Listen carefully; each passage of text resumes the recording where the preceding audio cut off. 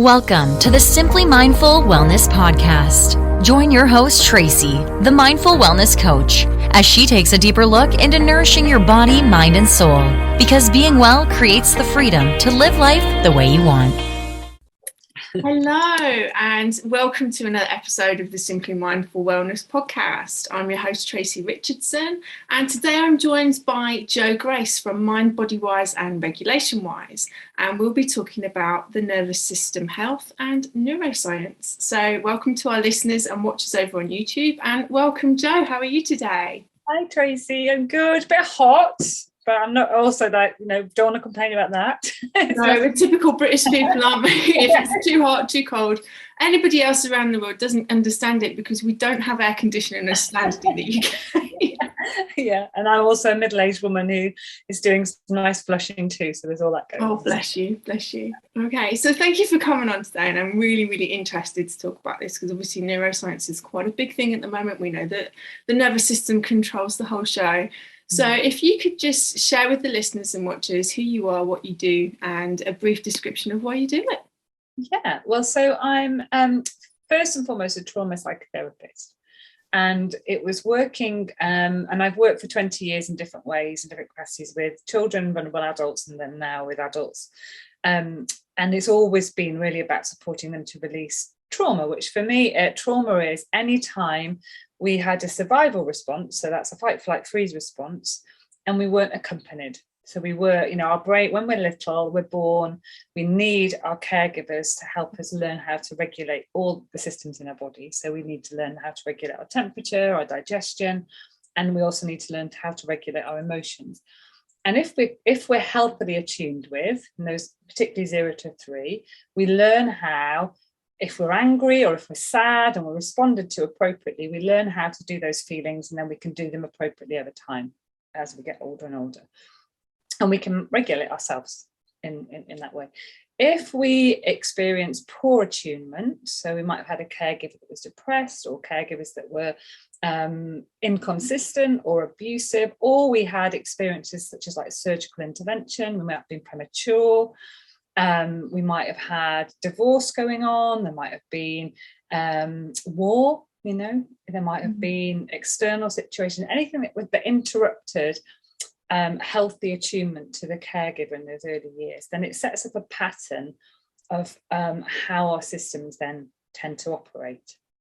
And the trauma piece really is where people were left alone or weren't accompanied appropriately through a scary situation. So a classic one would be a child that's left to cry, so that they're learning in their body that when I have needs, they're not met. So that might play out in adult life as shutting down, not asking for help, being invisible. You might have also, by the age of 4 months, we can tell what the emotions are acceptable. It's amazing. Wow. Caregivers, I know. So we might have learned that actually if we're pleasing, we get lots of loving contact. So we might, the people pleaser aspect might get really, really amplified in our system. And if we're women as well, that's even more so because of estrogen. So basically we learned our basic desire is to stay connected to our caregivers. So we learn in our systems how we're going to do that. And often that way that we do it isn't a way that's healthy for our body to regulate. So it's not health for our system. So when I talk about nervous system health, and you asked me why do I do what I do? Finding out about nervous system was a real game changer, because it helped me go into the body and go, it's not that I'm bad or mad, or chronic people pleasing, all the like kind of self-flagellation tools that we do, like criticizing ourselves for not being good enough or for being too much or for whatever. It's because my body's learned that that's the way to stay connected to the people that are looking after me. And so once I discovered that, and then I'm also massive, I know you are too, massive science geek. So, how amazing. I just got into how incredible our bodies were, that we could learn the difference between humans and other mammals. In the wild, mammals parent the same. Unconditional love, meeting of needs, and then appropriate challenge, developmental challenge, yeah? If the caregiver can't meet those needs because of, say, famine or injury or external habitat stress, the young will die. They don't survive. humans survive the most horrendous conditions. You know, baby humans can survive the most horrendous. And the reason for that is because we've got this incredible prefrontal cortex. So 29% of our brain is this part here. Cats have got 3%. So that just, Wow. just like as a little kind of like comparison. And so we come up with these strategies. It's not conscious of how to stay connected. And we learn how to do that over time. So when I started working with clients, and I always knew that the accompaniment piece was really important, you know, witnessing somebody, and they'd tell me about their childhood or something that happened, that I could go, well, that must have been really, you know, we need that empathy. We need seen, heard, and understood. And it hits a bit of the brain, right hemisphere, that goes, you've seen me? And it helps release those stored moments when we weren't seen. So I always knew that that worked, you know, the relationship thing. But once I started to understand it on that body level, on the nervous system level, then it was a case of like being a bit more fine-tuning with people and getting them to tune into, well, where do you feel that in the body? What goes on when this happens? So then people could get more empowered to notice their bodies more and react to the bodies rather than getting caught in the thoughts. Yeah, for sure. I think that's one of the things that we don't notice things so much anymore because we're so busy focused on getting from A to B or wherever. We're here, aren't we? We're in this part here. And again, this is the prefrontal cortex. We've got these amazing minds that can come up with the most incredible creations and inventions and fantasies and imagine, you know, the imagination is an incredible tool. But what goes on is that under our awareness, you know, because this is going on all the time without us, if we were consciously aware of everything that was going on in our bodies, we'd go mad. You know, 97% is all under our awareness. So we feel something in the body that we're not even that tuned into most of the time. And then it registers in the brain, and the brain wants to make a story about it. So, and then before we know it, we've got this whole kind of narrative going on in the mind of like, oh, you know, I'm not good enough, or they're idiots, or whatever that is. And actually, it came from a feeling of threat in the body. And most of the time, most of us are not even connected to what that feels like because we're walking around these walking heads, you know, because that's how we've had to survive. We were to tune into, you know, actually the pain we were carrying from being neglected or overlooked or abused or misattuned with. If we were tuned into that, it would be overwhelming. And so our brain's got this amazing, I want to get you to the end of the day alive. I don't care how I do it. So we're going to have some stories that maybe not that satisfying, but they keep us alive. Does that make sense? Yeah, for sure. So the whole purpose of your body is to keep you alive, isn't it? And like you say, you know, we go through these horrendous things mentally, but also physically traumatic as well. And our body is an amazing thing that is just doing whatever it can in whatever way it can. And its primary goal is to keep you alive. But what we see is symptoms. What we see is manifestations of things that are going on. So can you talk to us a little bit about what sort of things may come up for people who have experienced things? Yeah, so we've got, you know, very, very generally, and we're talking about the autonomic nervous system as well, just to be really clear, because there's various nervous systems in the body. So we have the central nervous system, which is the brain and spine. And then the autonomic nervous system is part of the periphery nervous system. And its job is to do everything that's automatic in the body. So breathing, digestion, heart rate, and then the survival responses. So the fight, flight, freeze responses. And it's the control center in the body. We said that at the beginning. Yeah. And there's three main zones. Okay. And this comes into a theory called polyvagal theory, which if anyone wants to Google, there's loads of great information about it. And it's quite a new theory. It's only been around since 1994, which is new relatively new in certainly in psychotherapy work. It takes ages for a new change to come in. And although that's changing, you know, because the world is quicker and that's on the advantages. We've got access to lots more information. Sure. And amazing guy called Stephen Porges came up with this, Porges. You can perhaps put that in the links on the yeah. And he came up with these three zones. So people used to think before this that the autonomic nervous system was either fight, flight, or rest and digest. So fight, flight is the sympathetic zone, which is basically put your hand on the back of your neck going down your spine and one on the waist. It's in that zone there. It's nerves that go down the spine. And that's your sympathetic zone. And then the rest digest is the parasympathetic zone. And what he realized was that there's actually it's a lot more complex. It's not just this binary on off. And we have in the parasympathetic, there's 2 strands, and they run from the brain. So it comes from the brain and it goes down the spine. And the first strand, well, actually, the first strand is the dorsal, which is everything under the diaphragm. And when the nervous system's working well, that's responsible for resting and digesting. That's the parasympathetic bit that people are aware of. So like, when we go to sleep and we start, if you hear, when you lie down, or if you're having a massage, or you're at the end of yoga, and your tummy starts to rumble, because you've gone into, digest. You're lovely and regulated, yeah? Calm. Yeah. And then the other zone is the ventral vagal, which is the front of the body. And this is the bit that's mammalian. This is a bit that keeps us safe and connected to others. And that's in the face, it's the ears, it's the eyes, it's the mouth, it's the throat, and it's the heart and lungs. And it's essentially the top part of the nervous system, which is when we're regulated and we're in that zone too, we feel connected to the world, we feel expansive, full of choice and hope, and we're well and vital, yeah? Now, the problems are when those systems get knocked off because of threat coming in, the feeling of threat coming in. So if we're nice and regulated, everything's going around, and we're in our ventral vagal mainly, and you and I are doing that nicely now, I think. Yeah. I'm here and you can hear me, and our eyes are taking in the right information, or our ears are hearing nice tones of voice, If we experience a threat coming in, so say a real threat would be suddenly a bear appears, say if I lived in Canada or something, that might happen, or America, a bear could come in. And I'd need my fight flight to go, oh! And, so I drop out of that system, because that's a lot of energy, and I'm going to go into fight or flight to get away, or to fight, probably flight. Now, for most of us, if we've got this unprocessed trauma, if we've got this unprocessed survival responses that have stayed stuck in the body, so all the times that we were scared in the past and it didn't get expelled, didn't get released, because that's what needs to happen when we're scared. Again, if you look in the wild, animals that have been chased, like a rabbit that's chased by a wolf, they'll do a freeze, because predators don't like to eat prey that's dead.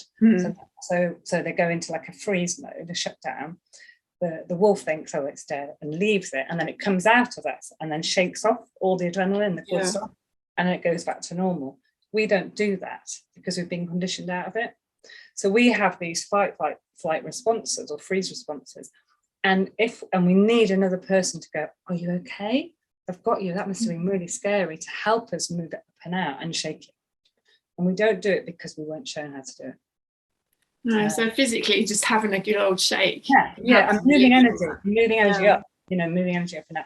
Now, you were asking me that what happens if we get stuck in, over time, if we're having nervous system responses that are the same over and over again. So if we have a lot of response in the sympathetic zone, so this is the fight-flight zone, and this would be like if you were angry a lot, if you were anxious a lot, so anger is in the fight zone, critical of others, critical of self, then you might get, over time, because you're not getting the regulation at the top, and you need to be in this to do all the healing and repairing of the body the systems need, you might get like migraines. You might get stiff neck and shoulders from like literally being ready to fight. Okay, so those are signs over time that you've been too much in that fight-flight zone without regulation. If you spend a lot of time in the flight zone, which is like worry and anxiety, it's fear, sadness, you might get things like the fight zone as well would also have like high blood pressure, things that are to do with the heart rate going too much, or and the heart rate issues and stuff. And moving into more flight zones, you might have like, you're starting to get like IBS, and you're starting to get like the chronic fatigue, etc. And then if you spend a lot of time down in the dorsal zone, because it's exhausting being in fight flight, so you might go and shut down a lot, like numbing out, association. You might then, that's really where all the digestive stuff sits. And stuff like fibromyalgia and autoimmune and diabetes, actually. And they are physical symptoms that your nervous system hasn't had enough regulation, it hasn't had enough safety and enough good connection. So, last 2 years of hardly any connection with people. Yeah. We need others to do this co-regulation. That's the thing, that we needed it when we were little, and we still need it. you know, when you and I are talking now, our right hemispheres are resonating. They're going, oh yeah, I see you. This is great. I love this. And all that is bringing us into some regulation so that we can, or the rest of the body can go, oh, this is safe. We're here and now. We're in this moment, aren't we? You know, we're not, there might be some other things going on underneath, but on the whole, we're very present with each other. And when we're present, we go into regulation. I mean, it gets more complex because there's all sorts of like fawning responses, but essentially this is what we need, lots of, as well as lots of rest as well. But so over time, yeah, a lot of the comorbidities, physical symptoms that we see in people now are actually underlying nervous system issues. Yeah, for sure. So essentially it's like our thoughts, our memories, what we've learned, our behaviors, and all that sort of stuff gets stored up inside. And if the nervous system doesn't feel safe, it sticks there. We can't get rid of it. So having a good old shake is one way that we could potentially remove some of that, the co-regulation stuff. So feeling understood, holding space for someone. Are there any other sorts of ways that we could support one another with that? So yeah, so one of the best techniques I use, it's really simple, and I use it all the time for myself as well, is something called orientation. And so in the wild, mammals the whole time are looking for information in their environment by having a peripheral gaze. Mm-hmm. So they're looking, if you think about like watching like a cat or something, their ears are moving, you know, they're like doing all this. And what they're doing is literally, so our nervous system needs to know what's going on in the environment, it needs to know what's going on inside, and it needs to know what's going on with the people around. And all the time it's taking in these clues. Mm-hmm. And if you've got a stuck trauma memory around, oh, I don't know, a man with a beard, and you haven't processed that, I have one of those, you know. It's like, you know, it's like every time I see a man with a beard, on some level, my nervous system is going, like, oh, there's some fear. And I wouldn't even, you know, we don't notice it because we get so habituated to living in. I mean, some of us will know certain triggers, but a lot of the time we've got like smells, particularly because smell is directly linked with a part of the brain called the amygdala, which is like our alarm system, like a smoke alarm bit. And it stores all these memories that haven't been processed. And they sit there and it's like alarm waiting for information to come in going, is this dangerous? Is this dangerous? Is this dangerous? And if you've got memories that haven't been accompanied and moved into a different part of the brain where you have like timeline memories, it's when they're activated, your body feels like it's happening again in the here and now. Yeah, absolutely. So I have that with tequila. Smell of tequila every time now. It's like, yeah. Yeah, and that's also part of your body going, that's not a very safe thing to do. No, it's not safe, don't do it again. Yeah. But you know, if we were like, I mean, it's difficult to talk about without getting really triggering for people because all of us will carry at some point, it's virtually impossible in our modern world to have been attuned with consistently. Yeah. You know, and so all of us will have that memory of, I don't know, for me, I have very strong ones about, because I used to do a lot of work in schools and I didn't realize at the time, but every time I went into school, I'd go into a triggered state, I'd go into an anxious state, because when I was at school, it wasn't a happy time for me. Yeah. And so they all smell the same, don't they? Whatever it is, you know, hospitals is another one as well. Yeah. If you were a preemie baby and you were in hospital and, you know, you've been all warm in your mother's womb and then you're into bright lights and people put, you know, hurt. Absolutely. Then that memory, and that's not even in a verbal place, that's in a body place, that's on your body level, you know, going into the smell of a hospital, you know, the sight of someone in a white coat, all those kind of things can trigger you into a response. Oh, this isn't safe for me. And the nervous system was designed when we were living in tribes and we needed to have quick responses, you know, because we were living with real threats. Yeah. The bears, the flash floods, the lack of the tribe coming in, you know, to attack us or whatever. And the survival responses are designed to do quick getting away or quick shutdown. And the problem we have now is that a lot of us are living in these survival responses that we're not designed to live in for long periods of time, which is why it's exhausting and we then get the physical illnesses. So you were talking, anyway, saying about orienting. So orienting is literally so everybody who's watching this now, and you do this, Tracy, is like taking your gaze away from this focus looking at the screen and just start looking around your space nice and gently. And it might feel daft if it's in a familiar space, but you're actually giving your body this clue that, oh, I'm okay. all right, looking around. And you can do this if you're somewhere new, if you notice you're feeling anxious, just have a look around the space you're in and find something you like in that space and anchor on it. Really, like, so I've noticed a plant here. So I'm just going to really look at the plant, and that plant keeps me in my here and now. So if I've noticed anxiety, because I've gone into a new situation, I don't know what these people are like, I have memories of people not being very safe. So cognitively I can go, it's, I don't know, a doctor's surgery or something like that, but it's triggering some deeper memory. And I can feel like, because I know that in my body now, because I know I'll get the butterflies in your stomach. That's the vagus nerve doing a shutdown. You know, that's the parasympathetic. So I know that now. So I can go, okay, I'm going to look around and anchor myself in my here and now by looking around and telling my body that I am safe. So that one's really important. And also because we do so much of this gaze, like this focus gaze, you know, we're looking at our phones, you know, driving on computers. Yeah. And the only time mammals do that in the wild is if they're about to hunt or if they're about to be hunted. So it's a stress gaze. So encouraging this peripheral gaze more allows your body to take in information that you can then reassure yourself. Yeah. And also meeting your basic needs. So like, do I need the loo? Yes, I'm going. I'm going. You know, am I thirsty? Am I hungry? Am I tired? And the more we send clues to our body that we're safe, that we're looking after this wonderful body, the more the body can start to feel reassured, and you can then you might start processing some of the stuck energy then. Sure. And that's hang on, there's some water.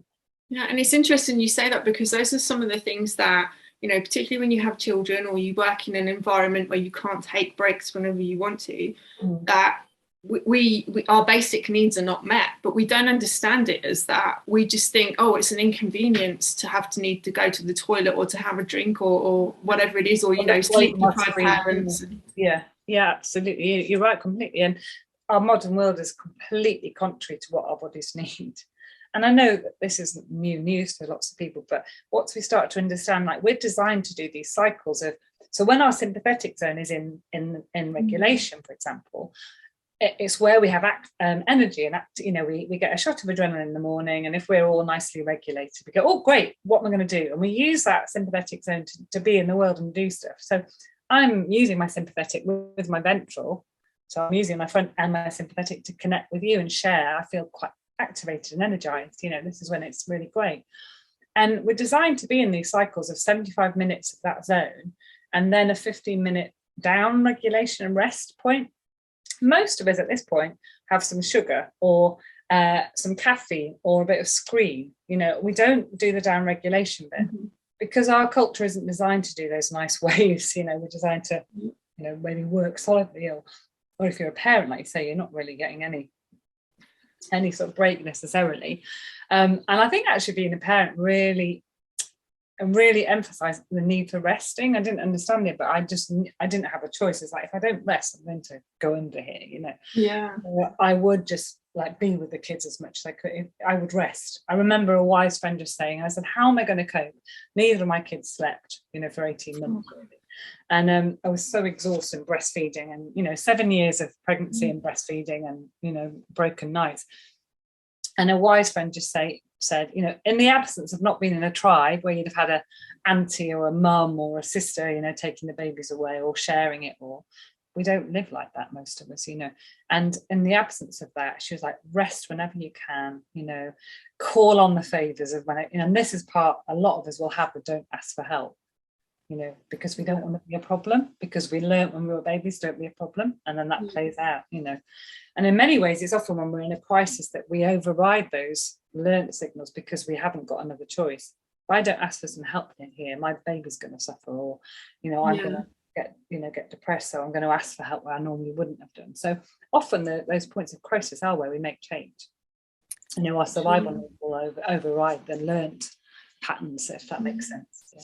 I think as a Western society, we've been ingrained, you need to be self-sufficient, you need to do things yourself, you don't ask for help. Do you know that sort of mentality, like you can do everything, whereas actually, like you're saying, in tribes, you've got the support, you've got the family unit, you know, there's that saying that it takes a village to build a child.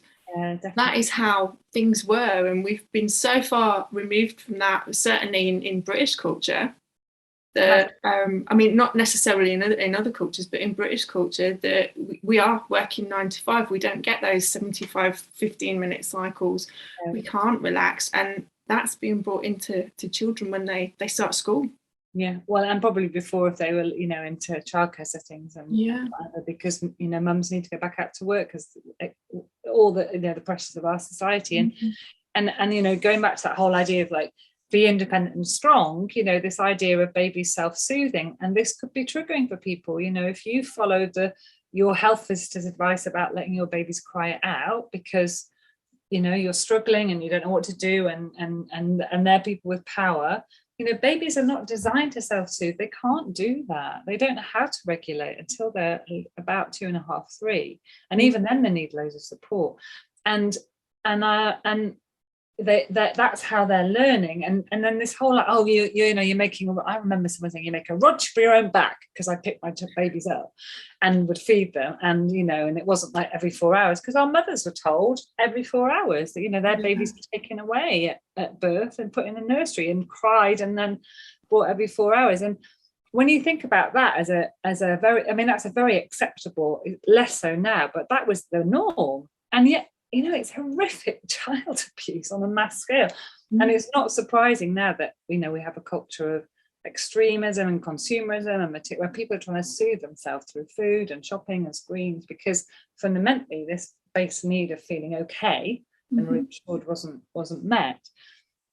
And it's always hard talking about that, because if anyone's a parent, you know, we will have all messed up because we've got to remember where we came from. We came from parents who, most parents did the best they could, but that best was based on probably being parented by traumatized war parents. You know, my parents were brought up in post-war Britain.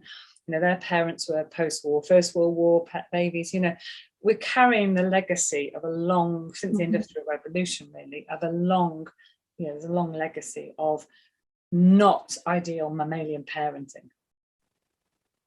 And it's unfortunate that the professionals, it's not part of their education to see this side of things, because it is the traditional men in white coats sort of syndrome that has started this and is perpetuating that cycle. And when there's people like you then that come along and then can say this in plain, you know, layman's terms, this is how it is, this is how things should be, it makes perfect sense. Because we need to be nurtured, we need to be cared for, we are human beings. You know, we're not machines. We're not machines. And when we're born, this prefrontal cortex I talked about isn't online yet. It is like, it's this kind of like beautiful blank canvas, and whatever we're mirrored, we then take that in. And so this is where in my psychotherapy terms we call it is the script. We create this story between 0 and 6 of how we are to be in the world. And then if we want, you know, if we've got, most of us then spend the rest of our lives undoing this like, where did that come from? And but the wonderful thing about this part of the brain is it's called neuroplasticity, where it's incredibly malleable. It can change. You know, we can and part of that changing is that positive mindset stuff is brilliant. You know, think of how you want to be, imagine how it is, get the feelings attached to it and keep doing it. But if you don't do that with awareness to your body, when your body's scared and meeting your needs, you're just kind of, you know, you can keep doing positive affirmations forever. But if you're not actually listening to your body, go, oh, hang on a minute, I'm imagining myself as brave and connected to the world, but my body's going, that's terrifying. Yeah. You know, so there's a conflict comes on. So for me, it's about doing both those pieces. It's about like listening to my body, finding safe places I can talk about the things that happen to me and release them and allow them to come out, and do the positive like shift as well. And yeah, it's definitely like a multifaceted sort of thing. And a whole body thing. Yeah, body. Yeah, for sure. And it's not just about balancing your parasympathetic, sympathetic kind of nervous system. It's so much more involved in that. Like you were saying, it comes back to like your limbic system and your amygdala, and, you know, something like a smell that can be triggering. And many people aren't taught about this, so that they don't know that every time they walk past, you know, a chip shop or whatever, it's a triggering kind of sensation for them. They just know that they feel uneasy in their body or a bit weird. Yes, absolutely. Yeah, I mean, things like you had a car crash and it was next to a bakery. Yeah, you know, with all those sort of you know, you had a trauma moment happen, and there was certain smells and colours and sights around. At that moment, and that's PTSD, is when we're triggered by back into the event. We're triggered by the sights, smells, touches, tastes that are around us. And when we start to move into, I mean, there's definitely, you need other people to process trauma, particularly if you know you've got a deep story, you know, if you know your needs weren't met. And people define between like big T's and little t traumas. So, and I'm not that keen on that, but it's a useful way to define it. But so the big T's would be like very clear abuse, you know, a divorce, drug use in the family, a crash, war, surgical interventions. They'd be like kind of, you know, big things happening to you.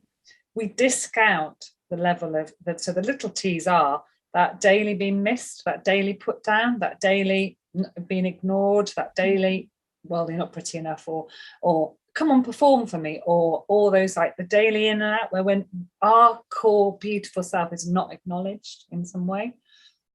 And that's where what's called the little T's create this sort of like blanket really of not who we really are, this sort of coat that we wear. And that we have to, so that when we're around, if we've learned as a, you know, it's very common in women because of the estrogen to do people pleasing, because again, in a tribal situation as a woman, you need to get to safety to produce oxytocin to make breast milk. So the quickest way for safety was to be really nice, really appeasing, stroke the egos, you know, and that's called fawning. That's the fawning response, where we actually sort of sidestep the sympathetic zone, and we just have this, like, we look like we're okay, but we're not. We're actually shut off our real feelings and energy. And so, you know, there's that when we, again, this is the information that for me is liberating. It's like, of course I did people pleasing, because that's what my body's is zoned to do, you know, is wired to do. And it's easy. If I'm nice to people, then I get nice responses. I might be missing myself. I might not actually get my real needs met, but it's a whole lot nicer than being attacked. Oh, for sure. And it's like masking or developing these coping mechanisms that keep you safe. Yeah, they're all exactly. And I always talk with clients and say, that part of you who was 0, who was 2, who was 6, who was 12, that part of you came up with a really clever strategy to stay safe in that moment. And that doesn't serve you anymore. But we need to give loads of love and you know, and like celebration to that part as well, for being so clever. You know? Oh, for sure. And I think then it comes back to, you know, like the wounded inner child sort of thing, the things that have gone there, and like you say, trying to release, let that go, and developing better strategies, better habits, better coping mechanisms, better for you, because it's not serving you as it was. Yeah. And the most important thing to do in terms of developing that is that the self-acceptance piece, you know, love yourself, is finding empathy for yourself, which is so much harder than it sounds, because it requires being in the right prefrontal cortex, and it requires us being regulated. So when we're in a regulated place, so if you know that when you go in the bath you feel relaxed, if you know that when you're in nature that you feel good, if that's you being regulated, those are the times to go, I'm really sad for you that you had to, you know, please others all so much, because that was the only way to feel safe. I'm really sorry that you find empathy for yourself when you're regulated, because when you do empathy for yourself, then you can open up change. Absolutely. If you're like giving yourself a big hug. Yeah, and to really, and then, I mean, the hugging, that's a really good one actually, Tracy. So putting your right hand on your armpit and then your left hand on your right arm, and hugging yourself when you feel scared. So literally giving your inner child, because at that moment you're back in that 5-year-old feeling scared, I've got you now. So you're developing this lovely inner parent who talks to your child. If you've got your own children, you know, and you know you can nurture your own children, start doing that to like those parts of you that are scared, because they're really young. They really are really young. You know, they're 2, they're 0, they're 5. And finding that nurturing inner voice, that empathy voice, is the way to shift it, is the way to start releasing it.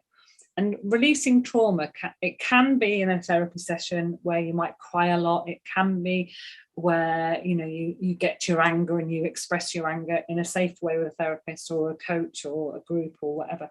But a trauma release can just be like a funny little twitch that you might suddenly get, you know, and if you know that it's kind of, oh, what's that? And then move it a bit. And that could be where you weren't able to push away somebody or punch them in the past, and your body's inviting that movement in to be released. So being curious about your body, going, oh, I've got a funny little like movement I want to do, and just allowing yourself to do it, and it can release it without you understanding where it came from.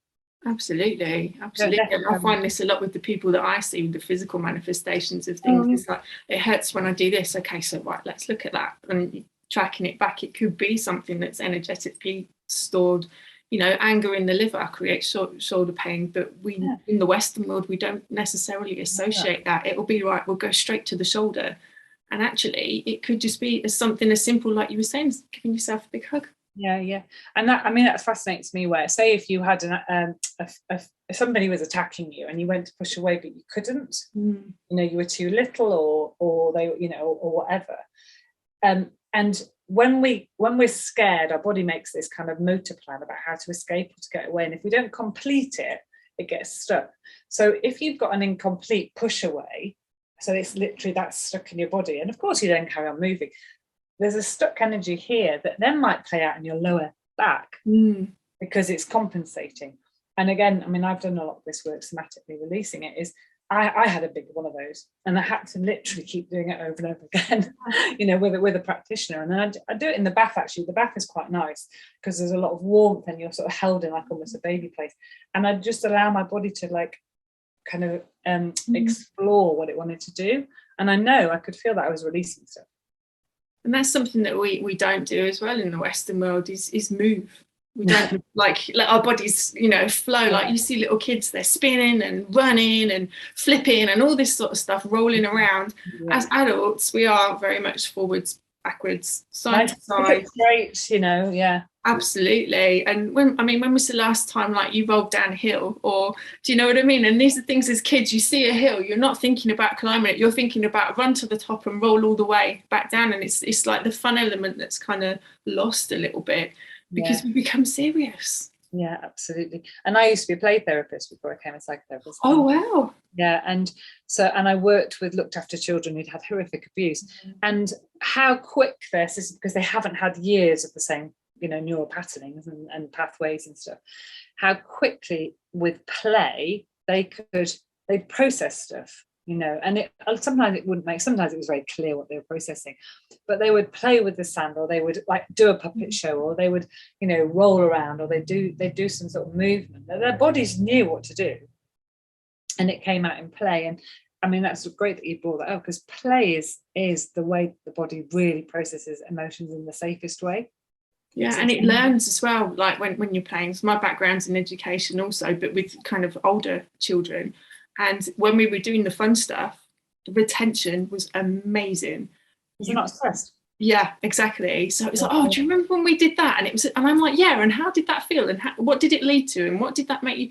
So you could have these amazing conversations with them. Whereas if you were in a lecture theatre, just doesn't get the same response at all, because we're not designed to be rigid, learning that way, you know, verbatim from a textbook. And some people are. I mean, you and I both really enjoy that kind of ticking. You know, and great, there's people like us, but loads of people aren't like that. And great that they're like that. But unfortunately, you know, I did well at school because I had this kind of brain that it was actually part of my shutdown. It was part of my coping strategy, but it was also part of my natural skill. And that's often where we find that a lot of the where we have natural talent, for whatever reason, it's often the place we're the most adapted as well, because it would have been the easiest way to connect in. You know, so that resonates with me so much. I was bullied all through school. So do you know what I did? I got into my books and I got better at stuff. Yeah. And then you'd have got good responses from those around you. So then that reinforces it. Oh, right, okay. In order to be acceptable and to keep me safe from the bullies, I have to study and be really clever. Yeah. And, you know, I'm grateful for that. I've got, you know, loads of stuff up here. For sure now, you know, it's very grateful. But at the time, it was like you missed out on maybe doing some of the fun stuff. Yeah. But, yeah. So there's loads of things out there that are traumatic. Like every day is a trauma for a lot of us. How can we utilize what we know then to change that? Do we need to go and see a therapist, or are there little things that we can do? So, you know, in addition to giving yourself a hug, are there things that we can tell ourselves, or things that we can do on a daily basis perhaps? Yeah, so well, the orienting that I mentioned is a really good one, just to take a break and looking around, resting as much as you can. And that isn't like lying in bed with Netflix for hours on end. Resting is, you know, definitely not looking at screens. Resting is being in nature, talking to a friend, playing with your child. The breath is a really great way, because the breath is one of the few, like breathing is one of the autonomic functions, but we can control our breath. And so when we're anxious, we go into like a shallow breath. And most of us are doing a lot of shallow breathing without realizing, and sending stress messages to the body. So stopping, slowing the breath down. So bringing in down regulation in that way if we're feeling anxious or overwhelmed. If we're feeling like lethargic and we haven't got, you know, that kind of numb shutdown, I can't be bothered, I've got no energy, no depression zone, then we can use the breath to like bring us up as well. So we can, you know, there's lots of techniques on YouTube, like breath of fire, which is like a you're actually allowing the energy to move, you know, dancing, have a kitchen disco. It's, amazing. I mean, honestly, that is the quickest way I shift my mood. If I notice that I'm feeling lethargic or low, I put the radio on and I just move my body a bit, and it starts to move the energy. You're trying to move energy all the time. That's what we're trying to do. That's what regulation is. It's shifting energy through. And most of us have got these stuck pockets because we've learned to behave in certain ways to be acceptable or to feel safe. So if you think about, and so singing is great. You know, singing in the shower, it's moving energy up and out. Humming, making, like in the car, I do a lot of venting in my car, a lot of like shouting, like gripping the steering wheel, like ranting, because I know what it's for. I know that I can specifically use it if I've been upset by somebody who it's not healthy for me to be in a relationship with, or that I need to like get rid of the feeling before I go and talk to them. Then I will allow myself. I've learned to like shut down the critical part of me that goes, don't be nasty, because I had a real like, nice people don't say things like that. And that's what a lot of us get. We get this anger stuck. A lot of women, I mean, I think there's so many fertility problems. I had horrendous endometriosis all my life, massive fertility issues. I think it was stuck anger for me. And so a lot of women will feel anger, and we suppress that because this is their fawning response. And that's in our body. So now I know, and I give myself permission. I'm going to go and just say everything I want to about that person in my car with no one else hearing. And then I can regulate, and then I can decide what I need to say, and then I can put my boundaries in, and then I can, that's quite. And then listening to basic body needs. Am I thirsty? Hang on a minute. Do I need a wee? Am I cold? And the whole time, this like coming into here and now. What do I need right now? What does my body tell me right now? And start listening to her or him. Yeah, I think that's the biggest takeaway from everything you've said is listening to yourself. Yeah. What do you need? Yeah, and I know that you have this with your clients. It's like people come to us and their bodies are often a battleground. They're in pain. They hurt. They don't do what the people want them to do. They're overweight, or they're underweight, or they ache. And learning to see our bodies as like, what are you trying to tell us, rather than going, oh God, it's doing this again. I'm in so much pain, and associating it with as this extra thing, that's hurting us. It's actually, this is this beautiful, amazing creation that carries us around, carries our soul around, and learning to listen to this instead of being in like deep anger and criticism towards it is a huge step. It's a difficult one, but it is. Oh, absolutely. This is a gift. Sometimes it doesn't always feel like that, but then, like you say, it's what is it trying to tell you? It doesn't always need to make sense, and most of the time it doesn't. Yeah, absolutely. And chronic fatigue. That's the body going, I have had enough of this situation. I'm just going to shut right down. And until you're able to deal with. And the problem for lots of people is that there aren't the resources, there isn't the affordable support, there isn't the acceptability in society to be in a place that's really collapsed. There's so much judgment and then very real needs like finances and work and all those factors. So I guess my passion really is to share with people as much as possible these, like, you're not crazy, you're not mad, you're not broken. You've had, you've been missed with. You've had stuff happen to you where people haven't heard you, seen you, or understood you. And if you're watching this, then you've got a spark of hope that believes that and knows that there's some way of being different. And if you're here now listening to you and I talk, there's a part of you going, I know in my core being there's something better for me than this. And everything that's happening here is as a result of what happened to me, not me. Absolutely. Oh, it's been so lovely talking to you today. So I have one final question for you, Jo. What does mindful wellness mean to you? Well, I'm hoping that was clear. So for me now, before I was really connected to my body, I used to think mindfulness was literally being in my mind and trying to force my mind into meditating for hours on end, which was really painful because my body was like, didn't want me to, like, all the thoughts were horrific. So mindful wellness now is me taking time to go, what's happening in here right now? Oh, what do you actually need? You're really tired, you're scared, and starting to understand more and more what that means for me. Everybody's got a unique story. We've got some common themes, without doubt. We've all got some common experiences that we can relate to, but fundamentally you're so unique. What happened to you is so unique, and you're the only one that can learn to hear what's going on inside here. So trusting, tuning into that little inner voice that goes, there's more to life than what we've been doing. Absolutely. Oh, thank you so much. Okay, so if you'd like to know a little bit more about Jo and how she works, what she does, she's on Facebook and Instagram as Regulation Wise and Mind Body Wise and Jo Grace. But I'll put all those links into the show notes. So thank you so much. Thank you so much for asking me, Tracy. It's great to meet another person out there with this sort of passion. Amazing. Thank you for listening to today's episode of the Simply Mindful Wellness podcast. Join us next time for a new episode.